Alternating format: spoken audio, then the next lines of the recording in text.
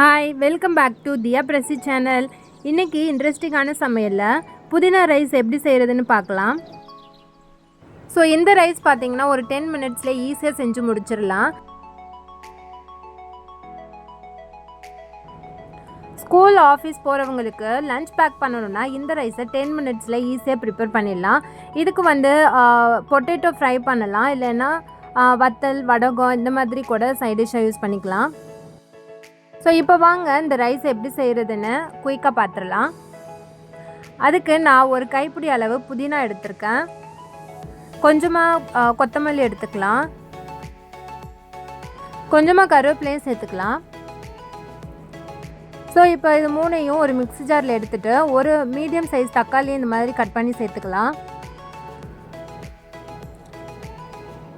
ஒரு அரை டீஸ்பூன் சோம்பு சேர்த்துக்கலாம்.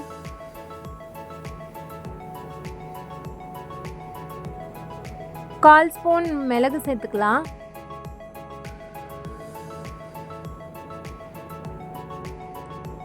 ஸோ கால் டீஸ்பூன் சீரகம் சேர்த்துக்கலாம். ஸோ இதில் நீங்கள் இஞ்சி கூட ஒரு சின்ன துண்டு சேர்த்துக்கலாம். வேணான்னா நீங்கள் ஸ்கிப் பண்ணிக்கலாம். நான் இன்றைக்கி நான் இஞ்சி சேர்க்கலை. ஸோ இதை நல்லா அரைச்சி எடுத்துக்கலாம். அடுத்தது பார்த்திங்கன்னா வேர்க்கடலை ஒரு 20 கிராமுக்கு நல்லா வறுத்து அது தோலை எடுத்துட்டு க்ளீன் பண்ணி வச்சுக்கலாம்.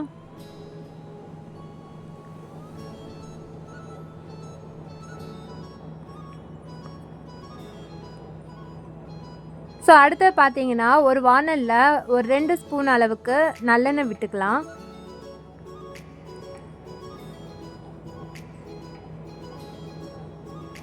இது நல்லெண்ணெயில் செஞ்சிங்கன்னா நல்லா டேஸ்ட்டாக இருக்கும். ஸோ எண்ணெய் நல்லா காஞ்சதுக்கப்புறம் கொஞ்சமாக கடுகு சேர்த்து நல்லா பொரிய விட்டுக்கலாம். கடுகு நல்லா பொரிஞ்சால் தான் அந்த டேஸ்ட்டு நல்லாயிருக்கும். எப்போதுமே தாளிக்கும் போது கடுகு நல்லா பொரிய விட்டுடுங்க. சில பேர் சீக்கிரமாக சமையலை முடிக்கணுன்றதுக்காக பொரிய விடாமல் அது மேலேயே அடுத்தது ஆனியன் போட்டு வதக்கிடுவாங்க. அது டேஸ்ட்டாகவே இருக்காது. ஸோ கடுகு எவ்வளோக்கு எவ்வளோ நல்லா பொரியுதோ அது அந்த அளவுக்கு டேஸ்ட்டு கொடுக்கும். அடுத்தது கொஞ்சமாக உளுந்து பருப்பு சேர்த்துக்கலாம்.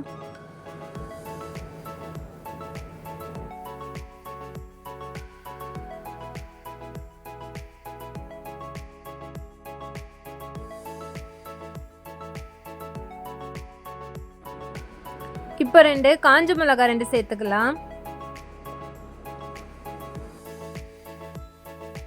ஸோ எல்லாமே நல்லா பொரிஞ்சதுக்கப்புறம் கொஞ்சமாக கருவேப்பிலை சேர்த்துக்கலாம். கருவேப்பிலை நல்ல எண்ணெயில் நல்லா பொரியட்டும். அப்போ தான் அந்த கருவேப்பிலையோட ஃப்ளேவர் எண்ணெயில் நல்லா இறங்கும்.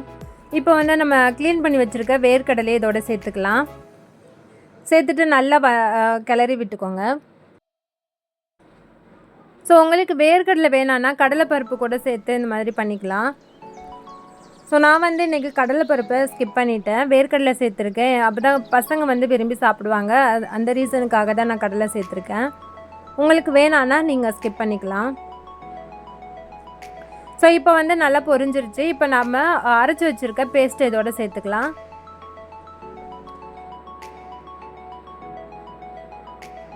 ஸோ இதில் நம்ம தண்ணி ஆட் பண்ண வேணாம், வெறும் அந்த பேஸ்ட்டை மட்டும் நல்லா வலிச்சு போட்டுருங்க.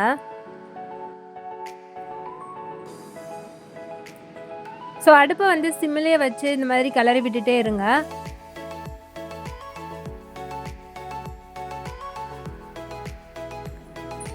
ஸோ இந்த ஸ்டேஜில் கொஞ்சமாக நம்ம வீட்டு குழம்பு மிளகாத்தூள் ஒரு அரை ஸ்பூன் சேர்த்துக்கலாம். நம்ம காரம் எதுவும் சேர்க்கலை.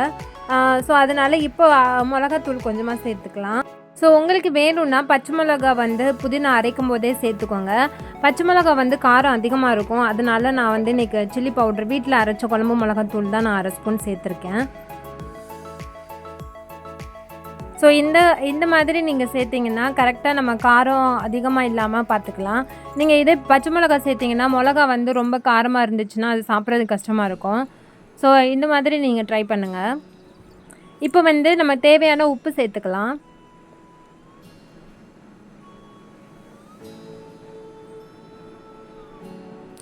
இப்போ பாருங்கள், நல்லா அந்த தண்ணி வற்றி கொஞ்சம் அந்த திக்னஸ் வருது. ஸோ இன்னும் கொஞ்சம் நேரம் ஒரு 5 மினிட்ஸ்க்கு வச்சுட்டு அதுக்கப்புறம் நம்ம ஆஃப் பண்ணிடலாம். ஸோ நான் ஏன் தண்ணி ஆட் பண்ண வேணான்னு சொன்னேன்னா, அது வத்துறதுக்கு ரொம்ப லேட் ஆகும். அதனால் நீங்கள் தண்ணி எதுவும் ஆட் பண்ண வேணாம். நீங்கள் அந்த பேஸ்ட் மட்டுமே ஆட் பண்ணால் போதும். இப்போ வந்து கொஞ்சமாக ஆயில் விட்டுக்கலாம். நான் ஏன் ஆயில் விடுறேன்னா, அப்போ தான் நம்ம சாதம் கிளறும்போது உதிரி உதிரியாக இருக்கும், ஒன்றோட ஒன்று ஒட்டாமல். அதுக்காக தான் நான் இந்த ஆயில் இப்போ சேர்க்குறேன்.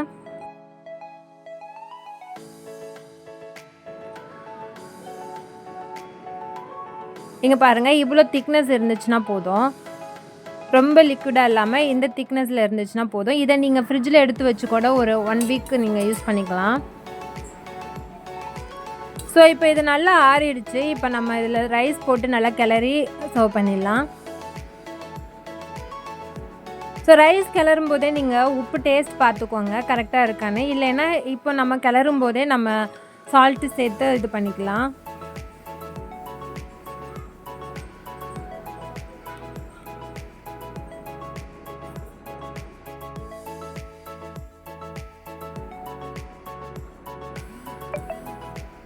ஸோ இந்த மாதிரி நல்லா கிளறிக்கோங்க. ஸோ இப்போ பாருங்கள் சாதம் எவ்வளோ உதிரி உதிரியாக இருக்குன்னு. அதனால தான் நான் இறக்க போகிற ஸ்டேஜில் நான் ஒரு 1/2 ஸ்பூன் அளவுக்கு நல்லெண்ணெய் விட்டேன். நீங்கள் வேணும்னா சேர்த்துக்கோங்க, இல்லைன்னா ஸ்கிப் பண்ணிக்கோங்க. இது ஆப்ஷனல் தான்.